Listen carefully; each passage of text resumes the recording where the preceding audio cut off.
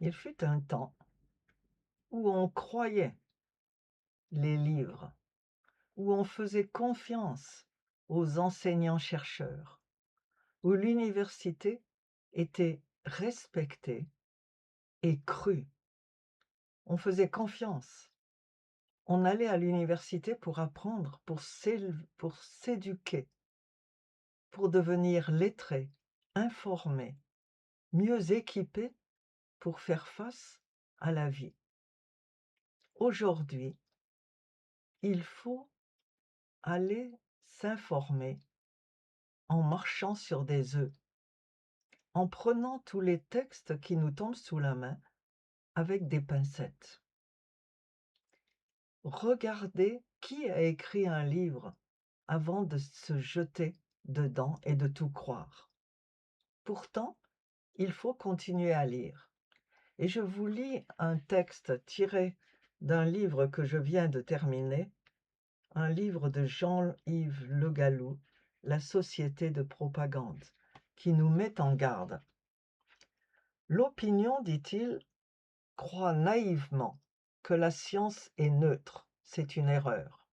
Les rivalités y sont vives pour obtenir des crédits de recherche, des promotions ou des décorations, des titres internationaux, des éditeurs et l'accès aux médias, qui lui-même conditionne l'obtention de crédits et d'opportunités éditoriales. Physicien, ancien expert près du GIEC, auteur d'un livre climato-réaliste appelé L'urgence climatique est un leurre, François Gervais a expliqué qu'il déconseillerait à un jeune chercheur soucieux de faire carrière de choisir un sujet de thèse susceptible de remettre en cause ou de nuancer l'hypothèse de l'origine anthropique du réchauffement de la planète, voire le caractère catastrophique du réchauffement. L'histoire est aussi l'objet d'une manipulation idéologique constante. L'Espagne musulmane, Al-Andalus, dont j'ai parlé ailleurs, est présentée comme le paradis du vivre ensemble, ce qui n'était pas le cas.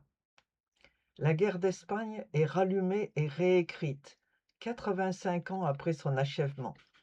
En France, l'historien américain Paxton détient la vérité officielle sur le régime de Vichy, et seuls ses épigones sont invités à en parler. Benjamin Stora a, lui, le monopole de l'histoire de l'Algérie. Ce ne sont que quelques exemples. Vous en trouverez bien d'autres. Sachez que l'histoire est aujourd'hui un outil de guerre. On cherche à réécrire l'histoire, on cherche à en cacher les aspects qui ne sont pas considérés, qui ne sont plus considérés comme compatibles avec la vision officielle des choses.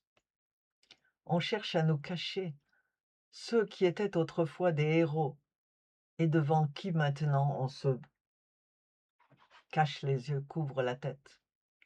On débaptise des rues, on dénonce des gens qui avaient leur statut dans nos rues.